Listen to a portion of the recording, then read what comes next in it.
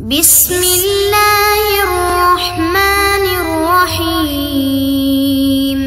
بسم اللہ الرحمن الرحیم۔ عزیز طلبہ کرام، السلام علیکم ورحمۃ اللہ وبرکاتہ۔ ہم آج عالم اسلام کے وسائل و مسائل کا سبق نمبر 72 پڑھیں گے۔ آج کا ہمارا سبق سوڈان کے حصہ سوم پر مشتمل ہوگا۔ سبق کی جانب جانے سے پہلے سبق نمبر 71 کا خلاصہ دیکھ لیتے ہیں۔ سبق نمبر 71 کے اندر ہم نے 2 پوائنٹس پر بات کی۔ پہلے پوائنٹ کے اندر ہم نے اس ملک کے مذاہب کے بارے میں پڑھا اور دوسرا پوائنٹ ہمارا اس ملک کی مختصر تاریخ سے متعلق تھا۔ آج کے سبق کی ابحاث جان لیتے ہیں۔ آج کے سبق کے اندر بھی ہمارے پاس 2 ہی پوائنٹس ہیں۔ پہلے پوائنٹ کے اندر ہم اس ملک کے سلسلے حالات و واقعات کے بارے میں پڑھیں گے اور دوسرا پوائنٹ ہمارا اس ملک کے طرز حکومت سے متعلق ہوگا۔ تو چلتے ہیں آج کے سبق کے پہلے پوائنٹ کی جانب، جس کے اندر ہم اس کے سلسلے حالات و واقعات کے متعلق جانیں گے۔ سوڈان میں 1 جنوری 1956 کو ہی ملک کا آئین نافذ ہوا۔ مصر اور برطانیہ نے فوری طور پر نئی مملکت کو تسلیم کر لیا۔ آزادی کے بعد ایک 5 رکنی خود مختار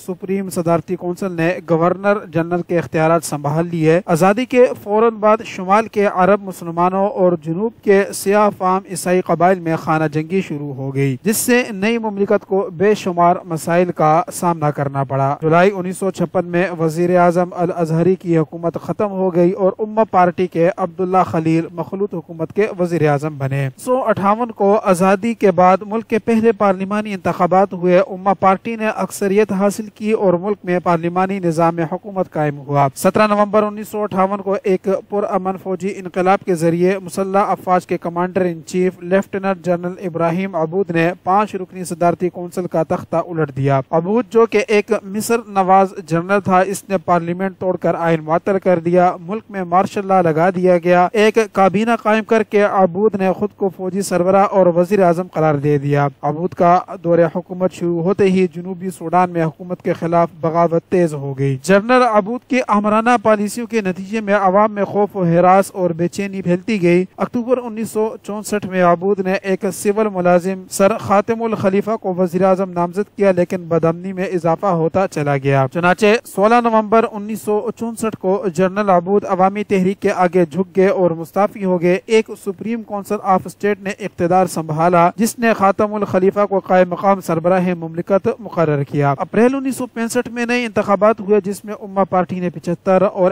NUP نے 54 نشستیں حاصل کی۔ چنانچہ محمد احمد محجوب مخلوط حکومت کے وزیر اعظم مقرر ہوئے۔ NUP کے اسماعیل الازہری جولائی میں سربراہ مملکت بنے۔ جولائی 1966 میں اسمبلی انتخابات میں ناکامی کی بنا پر محجوب حکومت ٹوٹ گئی۔ چنانچہ صادق المہدی، جو مہدی سوڈانی کے پوتے تھے، انہوں نے وزارت عظمیٰ سنبھالی۔ اپریل 1967 میں اسلامی شریعت پر مبنی آئین قوانین نافذ کیے گئے اور کمیونسٹ پارٹی پر مستقل پابندی عائد کر دی گئی۔ 1968 میں نئی آئین ساز اسمبلی کو بھی منسوخ کر دیا گیا۔ نئی انتخابات ہوئے۔ نئی اسمبلی نے اسماعیل الازہری کو صدر مقرر کیا، لیکن ملک شدید سیاسی بحران کا شکار ہوتا گیا۔ 21 مئی 1969 کو وزیر اعظم محجوب کی حکومت کا خاتمہ کر کے ابو بکر عوض اللہ کو وزیر اعظم مقرر کیا گیا اور ملک کو ڈیموکریٹک جمہوریہ قرار دیا گیا۔ سیاستدانوں کے باہمی جھگڑوں کی وجہ سے ملک شدید بحران کا شکار ہو گیا۔ صرف 4 روز بعد 25 مئی کو نوجوان فوجی افسروں کے گروپ نے میجر جنرل جعفر محمد النمیری کی قیادت میں اقتدار سنبھال لیا۔ نمیری نے پارلیمنٹ توڑ کر عبوری آئین معطل کر دیا۔ سیاسی جماعتوں کا خاتمہ کر کے تمام سیاسی لیڈر گرفتار کر لیے۔ انقلابی کونسل نے نمیری کو چیئرمین اور سربراہ مملکت مقرر کیا۔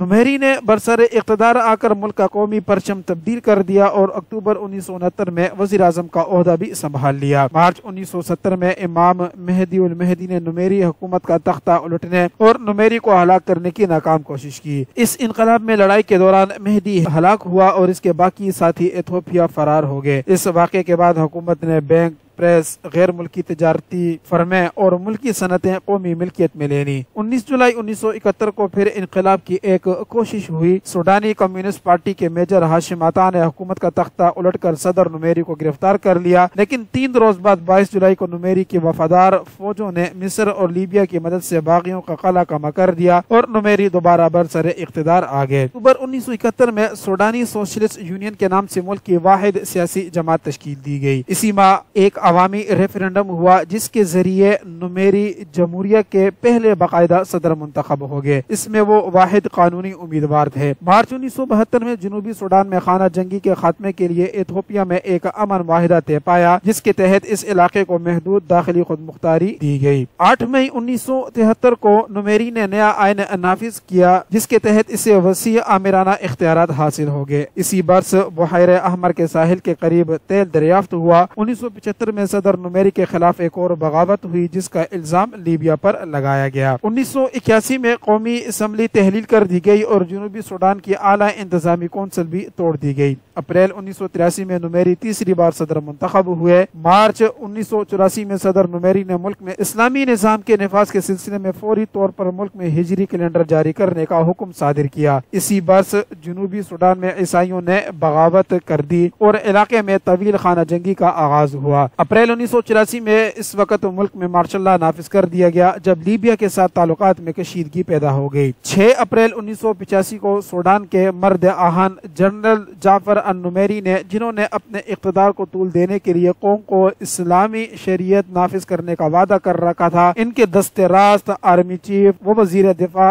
جنرل عبد الرحمن سوار الذہب نے ایک پرامن فوجی انقلاب برپا کر کے ان کا 16 سالہ اقتدار ختم کر دیا۔ فیلڈ مارشل جعفر النمیری اس وقت ملک سے باہر تھے۔ آئین معطل کر دیا گیا۔ جنرل عبد الرحمن کی قیادت میں 15 رکنی عبوری ملٹری انقلابی کمانڈ کونسل نے اقتدار سنبھالا جبکہ جعفر نمیری نے مصر میں سیاسی پناہ حاصل کر لی۔ 10 اکتوبر 1985 کو فوجی حکمران نے ایک عبوری آئین نافذ کیا جس کے تحت 15 دسمبر کو ملک کو ڈیموکریٹک جمہوریہ کے بجائے جمہوریہ سوڈان کا نام دے دیا گیا۔ اپریل 1986 میں عبوری حکومت نے پہلے آزادانہ انتخابات کرائے۔ امہ پارٹی نے 99 اور NUP نے 63 نشستیں حاصل کی اور یوں 264 رکنی قومی اسمبلی وجود میں آئی۔ احمد المغیر غنی سربراہ مملکت اور صادق المہدی وزیر اعظم مقرر ہوئے۔ جنوبی سوڈان میں خانہ جنگی رہنے سے معاشی حالات بدتر ہو چکے تھے، چنانچہ جولائی 1987 میں دوبارہ ایمرجنسی نافذ کر دی گئی۔ 1988 میں خانہ جنگی صوبہ ازرق تک پہنچ گئی۔ مارچ 1989 میں عام انتخابات ہوئے جس میں صادق المہدی کی امہ پارٹی نے دوبارہ کامیابی حاصل کر لی۔ احمد غنی اور صادق المہدی اپنے عہدوں پر برقرار رہے۔ یہ حکومت کافی کمزور ثابت ہوئی، ملک کے نظام کو ٹھیک طرح سنبھال نہ سکی اور ملک میں شدید سیاسی بحران پیدا ہو گیا۔ چنانچہ صرف 3 ماہ بعد 30 جون کو فوج کے سربراہ بریگیڈیئر جنرل عمر حسن البشیر نے سویلین حکومت کا تختہ الٹ دیا۔ جنرل عمر کی قیادت میں 15 رکنی انقلابی کمانڈ کونسل برائے قومی سالویشن نے اقتدار سنبھالا۔ انہوں نے پارلیمنٹ توڑ کر 1985 کے آئین کو معطل کر دیا۔ سوڈان کی 43 سالہ تاریخ میں یہ چوتھا فوجی انقلاب تھا۔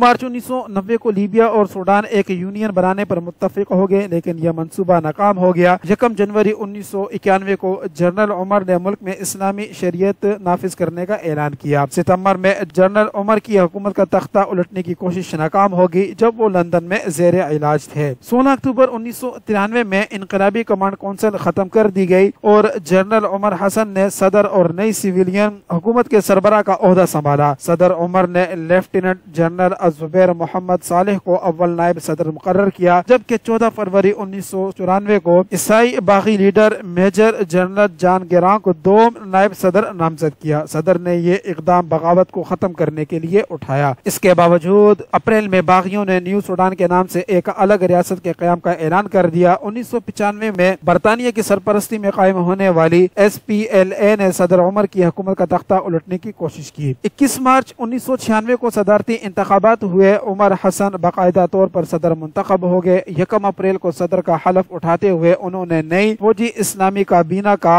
اعلان کیا اور پہلی بار ایک منتخب پارلیمنٹ تشکیل دینے کا کام شروع ہوا۔ 1998 میں قومی اسمبلی نے نیا آئین منظور کیا۔ مئی میں 97% ووٹروں نے اس کی منظوری دی۔ اس آئین کا مقصد یہ تھا کہ سوڈان کو صحیح معنوں میں اسلامی مملکت کا درجہ دیا جا سکے۔ آئین کے مصنف معروف مذہبی اسکالر ڈاکٹر حسن الترابی تھے۔ 22 مئی 1999 کو سابق صدر جعفر النمیری مصر میں 14 سالہ جلاوطنی ختم کر کے وطن واپس آ گئے۔ 20 دسمبر 2000 کو صدارتی و پارلیمانی انتخابات ہوئے۔ جنرل عمر 86% ووٹ لے کر دوبارہ 5 سال کے لیے صدر جمہوریہ منتخب ہو گئے۔ 10 جنوری 2002 میں سوڈانی حکومت اور جنوبی باغیوں کے درمیان لڑائی جو شدت اختیار کرتی جا رہی تھی وہ اختتام پذیر ہوئی۔ دونوں فریقوں کے درمیان سوئٹزرلینڈ میں جنگ بندی کا ایک معاہدہ عمل میں آیا۔ 20 جولائی کو سوڈانی حکومت اور SPLA کے درمیان کینیا میں امن معاہدے پر دستخط ہوئے۔ یہ بات قابل ذکر ہے کہ لیبیا کے کرنل قذافی اور مصر کے حسنی مبارک 1999 سے سوڈان میں امن کے لیے کوشاں تھے، جس کا مقصد سوڈان کے اتحاد اور یگانگت کو برقرار رکھنا تھا۔ 11 مارچ 2004 میں اسلامی خدمات پر 2003 کا شاہ فیصل عالمی ایوارڈ سوڈان کے سابق فوجی حکمران فیلڈ مارشل عبد الرحمن سوار الذہب کو دیا گیا۔ 14 اگست 2004 کو صدر عمر حسن کو لیفٹیننٹ جنرل کے عہدے سے ترقی دے کر فیلڈ مارشل بنا دیا گیا۔ 2004 میں امریکہ کی طرف سے سلامتی کونسل میں سوڈان کے علاقے دارفر میں ہونے والی خانہ جنگی کو نسل پرستی کی جنگ قرار دیتے ہوئے سوڈان کے خلاف معاشی پابندیاں لگانے کی قرارداد جسے پاس کر دیا گیا تھا، اسے افریقی یونین نے مسترد کر دیا۔ اکتوبر میں سوڈان نے اپنی مغربی حصے دارفر کو خود مختاری دینے کا اقوام متحدہ کا مطالبہ تسلیم کر لیا۔ دوسری جانب اسی ماہ صدر عمر نے نامعلوم وجوہ کی بنا پر نائب صدر مبارک المہدی کو برطرف کر دیا۔ 9 جنوری 2005 کو حکومت اور باغیوں نے ملک میں 50 سال سے جاری کشیدگی ختم کرنے کے لیے ایک امن معاہدے پر دستخط کیے۔ نیروبی میں ہونے والے اس معاہدے پر دستخط کرتے وقت امریکی وزیر خارجہ کولن پاول بھی موجود تھے۔ معاہدے کے تحت باغی رہنما جان گیرانگ نائب صدر کے عہدے پر فائز ہوگا۔ دارفر میں کشیدگی ختم کرنا معاہدے کے دائرہ کار میں شامل نہیں تھا۔ 9 جولائی کو گیرانگ نے اول نائب صدر کے عہدے کا حلف اٹھایا۔ اس طرح 22 سال سے جاری خانہ جنگی کا مکمل خاتمہ ہو گیا۔ عہدہ سنبھالنے کے صرف 20 روز بعد گیرانگ ایک ہیلی کاپٹر حادثے میں مارا گیا۔ وہ یوگنڈا کے صدر سے ملاقات کر کے واپس آ رہا تھا کہ اس کا ہیلی کاپٹر لاپتہ ہو گیا۔ مارچ 2009 میں عالمی عدالت انصاف نے صدر عمر حسن البشیر کے وارنٹ گرفتاری جاری کر دیے۔ ان پر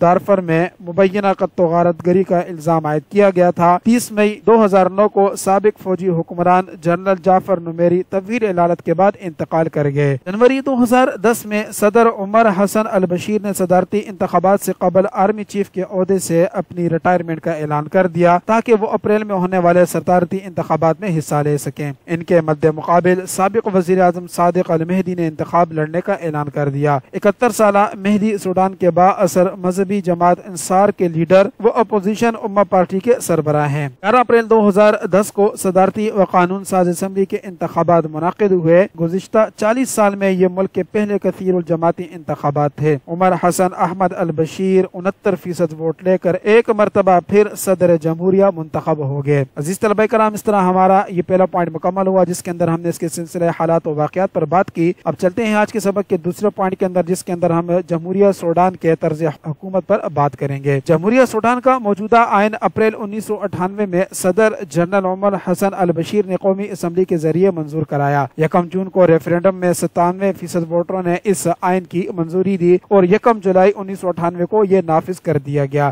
یہ مکمل طور پر اسلامی آئین ہے جس میں تمام قوانین شریعت کے مطابق رائج کیے گئے۔ اس آئین کے تحت سوڈان ایک مکمل جمہوری، آزاد و خود مختار اور اسلامی ریاست ہے جہاں صدارتی طرز حکومت ہے۔ صدر ریاست کا سربراہ مملکت، حکومت کا سربراہ، مسلح افواج کا سپریم کمانڈر اور تمام انتظامی اور آئینی اختیارات کا مالک ہے۔ صدر براہ راست عوام کے ووٹوں سے 5 سال کے لیے منتخب ہوتا ہے۔ 2 نائب صدور اس کی معاونت کرتے ہیں، ان میں ایک مسلمان اور دوسرا جنوبی سوڈان کا عیسائی ہے۔ ان کا تقرر صدر کرتا ہے۔ کابینہ کا انتخاب بھی صدر کرتا ہے۔ قانون سازی کا اختیار 360 رکنی قومی اسمبلی جسے مجلس امہ کے نام سے جانا جاتا ہے اس کے پاس ہے، جس کے ارکان عوامی ووٹوں سے منتخب کیے جاتے ہیں۔ اس ملک کی بڑی سیاسی جماعتوں میں Popular National Congress, Alliance of People's Working Forces, Democratic Unionist Party, Free Sudanese National Party, Independent Democrats Party, Islamic Christian Solidarity, Islamic Revival Movement, اسلامی امہ پارٹی، اخوان المسلمون وغیرہ شامل ہیں۔ سوڈان کے صدور کے بارے میں جانتے ہیں کہ سوڈان کے کتنے سربراہ مملکت رہے۔ 1 جنوری 1956 تا 17 نومبر 1998 تک ایک 5 رکنی خود مختار صدارتی کونسل تھی جس کے اندر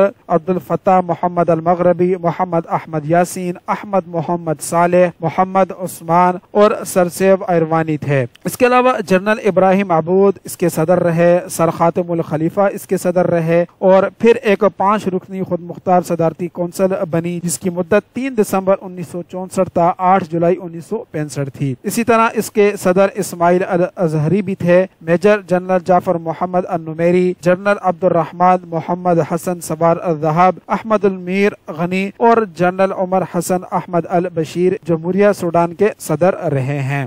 तो अजीज तलबा कराम, इस तरह आज के सबक का हमारा ये पॉइंट भी मुकम्मल हुआ। आज के सबक का खुलासा जान लेते हैं। आज के सबक के अंदर हमने 2 पॉइंट्स पर बात की। पहला पॉइंट इस मुल्क के सिलसिला हालात व वाक़यात से मुतालिक था और दूसरे पॉइंट के अंदर हमने इस मुल्क के तर्ज हुकूमत पर बात की। तो इस खुलासे के साथ ही हमारा सबक मुकम्मल होता है। अस्सलामु अलैकुम व रहमतुल्लाहि व बरकातुहू।